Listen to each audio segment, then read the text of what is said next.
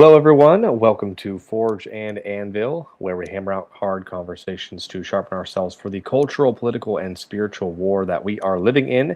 My name is Connor. I am host of this podcast. I am a husband, a father, and a follower of Christ Jesus, just doing my best to represent him well wherever I go.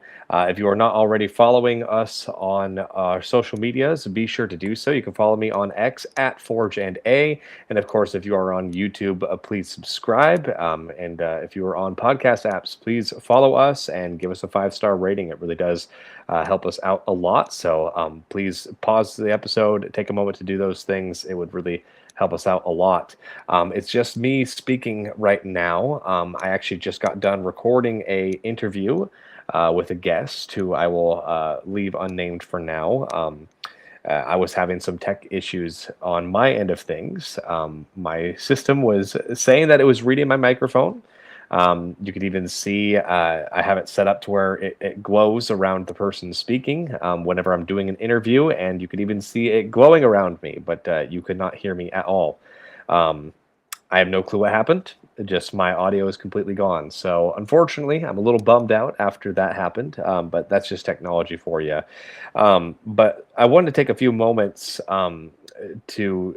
for one, test my audio, see if it's actually coming through with this other live stream I'm doing. I've tweaked a few things and hoping it has fixed the issue. But I'm going to kind of use this as an excuse to talk a little bit about the Tennessee gubernatorial election that we have going on. So unless you've been living under a rock in Tennessee, you, I'm sure, undoubtedly know that we have a governor's race going on right now. So our current governor, Bill Lee, is termed out. So he is officially leaving office at the end of this term. And right now, the race is on to appoint, or I should say, to decide his successor. Tennessee is a majority Republican state. The likelihood that a Democrat would take a win at the statewide level is incredibly slim. So I'm not going to talk too much about the Democratic candidates. They are not really important as far as what's actually going to end up happening in the state of Tennessee this election cycle. So really, the true race is in the Republican primary. So just as a reminder for those of you who are new to politics, before the general election, there is the primary where the Republicans select their candidate. So right now, there are 3 Republicans running to receive the Republican nomination to go on to the general election. Of course, there is Senator Marsha Blackburn. She is by far the individual with the most name ID and most likely to win as of right now, at least.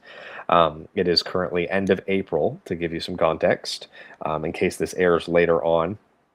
And then, of course, beyond that, there is Congressman John Rose, who's served as my congressman in Washington, D.C. For Tennessee's 6th District. He has now thrown his hat into the ring. In fact, he was the first to announce that he was running for governor.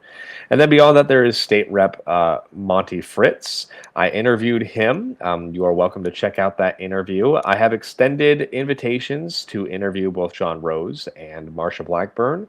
I believe that there is some movement on those fronts, but I will keep you up to date on that. So just stay tuned. That's why you got to subscribe. But Monty Fritz, of course, is the individual with the least name ID. He has held the smallest office out of those 3. Marsha Blackburn, of course, has already won statewide. Now, it was a little bit of a surprise to me. I did not think that Marsha was going to run for governor. It seems like this might be maybe a retirement plan, and I don't mean that in a derogatory fashion. I just mean that Marsha, has been a senator for a little while now, and of course she is early 70s, if I recall. No disrespect to the Blackburn campaign if I get those details incorrect. I'm not saying retirement in a derogatory way. I think it was a wonderful thing to want to serve the state, and if Marsha Blackburn can get 2 terms as a governor, I'm sure she would love that as maybe the sort of cap to her political career. Because that's a good 8 years right there. So, we'll see. Ultimately, that's for her to decide. But Initially, I didn't think that Marcia was going to run. I thought she was comfortable in her Senate seat. She's been a good senator overall. I really was seeing some individuals uh, laying feelers out. So prior to Marcia throwing her hat in the ring, I was really expecting that we might see a Glenn Jacobs run for a governor. He was kind of creating a political machine to run statewide. And then, of course, as Marcia started hinting at running, he pretty much immediately threw an endorsement behind her. Now, one of the unique things that you need to keep in mind if Marcia Blackburn does become the governor, she has the ability to appoint her Senate replacement until the next Senate election cycle. So it's become very clear to me that some of the individuals that are endorsing her are ultimately hoping to replace her in the Senate. Glenn Jacobs, I think that was maybe one of the reasons why he endorsed her so early on. I don't know, Mayor Jacobs. He is the mayor of Knox County, I should say. But I do think that he's a great politician from what I've seen. He's done a very good job overall with Knox County. It's one of the largest conservative counties, um, in America, I believe. I may be misspeaking on that, but I do know that Knoxville is a fairly large city that is still, red leaning. So that's an encouragement to know that someone can be an executive of such a populous county and still remain conservative. Um, but another one is Tim Burchett, of course. Tim Burchett is a popular congressman from that same general area. And it has been hinted at much more that out of the two, I think if I'm the Blackburn campaign, it seems like the obvious choice out of the two is Burchett, just due to popularity, name ID, a few other things. But it's already been hinted at a few different times. Tim Burchett has been asked if Marcia appointed you to her Senate seat, would you accept? And he's essentially said gladly. So I'm not opposed to that. I think Tim Burchett has been one of the best congressmen that we have from Tennessee. If he is appointed to that seat, that would be fantastic. But ultimately, if it ends up being a Blackburn governor, a Tim Burchett replacement senator, that leaves his seat open, and I could easily see that being an opportunity for Glenn Jacobs to then go to Congress. So the reason why I'm even talking about these things is to kind of give you an idea that there is more to this race than just the governor's mansion. Ultimately, there's sort of a shuffling of the deck that can be occurring among sort of the most popular names in Tennessee politics. And, ultimately, I am okay with that situation. If we get a Congressman, Glenn Jacobs, followed by a Senator, Tim Burchett, and a Governor, Marsha Blackburn, that is an okay setup as far as I'm concerned. Now, individuals listening to this podcast are already going to be turned off by what I just said. So I want to make sure I clarify. I think that John Rose would make a great governor. I think that Monty Fritz would make a great governor. I also think that Marsha Blackburn would make a great governor. And I don't want to be the guy that fence sits. I'm not into fence sitting. If you've listened to my podcast for any amount of time, you know that's not how I roll. But this is how I ultimately view it.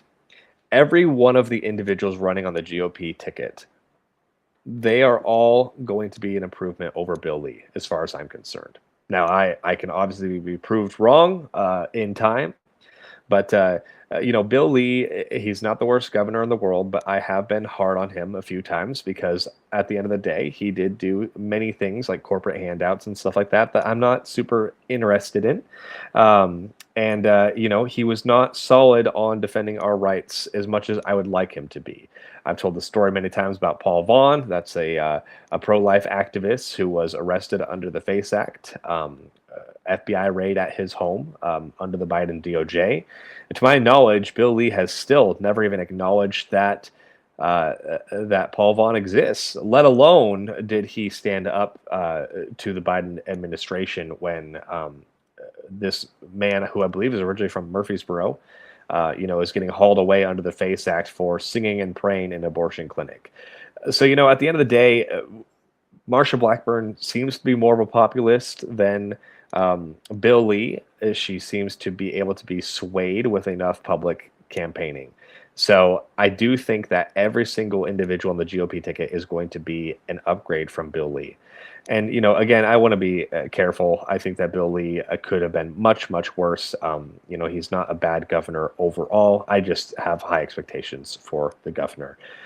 So that being said, I am not planning on endorsing in the governor's race anytime soon. I know that might disappoint some people. Monty Fritz has been incredibly kind to me, and has been willing to come on the podcast for interviews. And he texts me, I text him. And John Rose, I believe that they really wanted to set up an interview as well. And Marsha Blackburn, she's a harder one to pin down. She's got the most name ID. She already has a statewide office. But I think we're going to be seeing more from her as Congress wraps up their term. So that being said, something that I do want to talk about is the debates. Now, right now, Monty Fritz is, of course, hitting John and Marcia very hard on their lack of committing to a debate. Here's the thing that I want to say. And again, this is going to be me risking offending people that I know listen to the podcast. And at the end of the day, my goal is not to offend you. I'm not trying to say things to be offensive. I'm trying to just tell you how I see things. So this is not me saying that this is a correct thing. This is just me trying to tell you the facts on the ground. At the end of the day, when President Trump was running again for re-election to seek the GOP nomination in 2024, it was not an unopposed primary. You had Ron DeSantis throw his hat in the ring. You had Vivek Ramaswamy throw his hat in the ring. You had Nikki Haley throw her hat in the ring. You had a few others that are not even worth mentioning. But at the end of the day, all of his opponents wanted Donald Trump to debate. Why did they want Donald Trump to debate? Because Donald Trump ultimately had a massive lead over all of them. And the only way they were going to close that gap is if they could get Donald Trump in a debate and they can have a couple of good one-liners that can be turned into a political campaign ads. For example, Ron DeSantis, he was trying to come at Donald Trump from his right. He was specifically going to come at him against how he handled COVID, right? So at the end of the day, if I'm the Donald Trump campaign and I see that I have a 50-point lead over my competitors, and the only thing my competitors want out of me is to show up at a debate. That's the thing that they're clamoring for. They're calling him Donald Duck. They're trying to get him to take the bait and come and debate them. Politics, as much as we don't like it, as the individuals who are voting, we like the idea that we get to hear equal opportunity from everyone, that everyone should show up at a debate because that's what the voters deserve. Well, even though that might be true in an ideal sense, that's just not the political reality. The reality is, if I'm Donald Trump, I don't want to do the thing that my opponents want me to do, right? At the end of the day, that's just an easy metric for politics. Don't do the thing that your opponent wants you to do, because ultimately it's to their advantage if you're doing the thing that they want them to do, that they want you to do, right? And so Donald Trump did not show up to these debates. And what happened? Donald Trump won the nomination. Now, I'm sure there's some universe where he could have lost points by not debating. I'm sure he lost a small amount of points, but not ultimately enough to make him lose the nomination. But the reality is, if the polls were close, if DeSantis was only trailing Trump by a couple points, then that's what's going to provide enough incentive for the Donald Trump campaign to show up to the debates so that Donald can get the better of Ron DeSantis in a campaign and ultimately essentially take some of his supporters away and win some people over. But when Donald Trump's leading by 50 points or however much it was, and if those of you who want to relitigate 2023, 2024, that whole election cycle, I don't know the exact amount of points all this time later. I just know that it was a massive lead, right? Well, currently, there has not been a ton of scientific polls done about the state of Tennessee. I've seen a ton of straw polls, but for the most part, polling is suggesting that Marsha Blackburn is somewhere at 51, 52% of the vote already locked up for her. And some of the biggest names in Tennessee politics have already thrown their hat into the Marsha Blackburn ring. So ultimately, what I'm trying to get at is the likelihood that we're going to see a GOP debate for the governorship is very unlikely. Because if I'm the Blackburn campaign, I'm going to avoid doing what my political opponents want me to do. And for that matter, you could see that John Rose is also not taking up Monty Fritz's offer to debate. Why is that? Well, because out of the two of them, John Rose probably has a little more name ID than Monty Fritz still all this time later. Now, Monty Fritz is running a very strong grassroots campaign. He's working hard. He's all over the state. But at the end of the day, I believe that John still has more money in the bank, and then, of course, more name ID. So who stands to win? Who stands to gain the most between a debate between just Monty Fritz and John Rose? Ultimately, Monty Fritz. And that's why you're not seeing John Rose take up the debate with Monty Fritz. John Rose is hitting at Marsha for being too scared to debate, and Monty Fritz is hitting both of them for being too scared to debate. But this is just the reality that we find ourselves in. We will probably not get a debate this time around, unless Monty Fritz or John Rose, one of the two, can close the gap between their campaign and the Marsha Blackburn campaign. If they start getting to the point where they're only 5, maybe even 10 points behind Marsha, that's going to provide pressure for the Blackburn campaign to show up to the debate. But right now, that's just not happening. So if you are a huge supporter of John Rose or Monty Fritz, then ultimately, at the end of the day, you have to just recognize that they've just got a massive amount of ground that they need to gain before they can get Marsha Blackburn on a debate stage. So again, I'm not endorsing anyone. I'm not saying that this is a fantastic situation we find ourselves in. But the reality is, we're just not going to have a super spirited Republican primary this time around, unless some major things happen. Major things happen to completely shake up the race. And that would look like Marsha Blackburn doing something incredibly unpopular. And then, of course, that incredibly unpopular thing also needs to be put in front of people. That means that the John Rose campaign or the Monty Fritz campaign need to spend a lot of money putting that unpopular thing that Marsha Blackburn does in front of a lot of people. And some of this might sound like politics 101 to some of you, but at the end of the day, you just have to recognize that sometimes going back to the basics is the easiest way to understand what's truly happening and what's going to happen.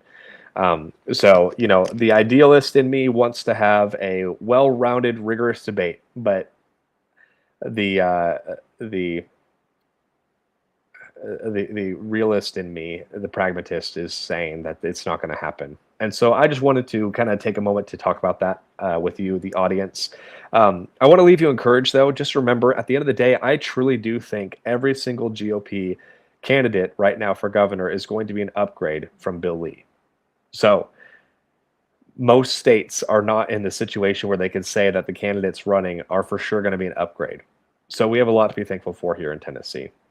Now, you might think that Marsha is an establishment hack. You might think John Rose is an establishment hack. You might think Monty Fritz is an establishment hack. Whatever your opinion is of these candidates, from my viewpoint, each one is an improvement. So we should truly count our blessings. Now, that being said, go out and support the candidate that you love most. Fight for them viciously. Don't sin. Do anything short of what the word says. Do not violate the word of God is what I'm trying to say in your campaigning, but you can do anything but that. So good luck out there to all of you Monty Fritz supporters, all you John Rose supporters, and all you Marsha Blackburn supporters. But as far as I see it, I don't think we're going to have a primary. A primary debate. So it's very likely that this time next year we will have a Marsha Blackburn governor. Keep your eyes peeled. Monitor the situation because a lot can still happen. We've still got several months away, and a few months is an eternity in politics. All right, that's all I had to say. Again, this was kind of a test run. Had a lot of fun just kind of yakking at you. But uh, do feel free to hit subscribe. I apologize that the episodes have been a little few and far in between. I've actually been trying to take my own advice and doing a lot more at the local level. So that's left less time for podcasting. But either way, I appreciate all of you listeners. Go ahead and follow us, subscribe, follow me on X at Forge and A. Share this with your friends. It really does help us out, and we'll see you next time.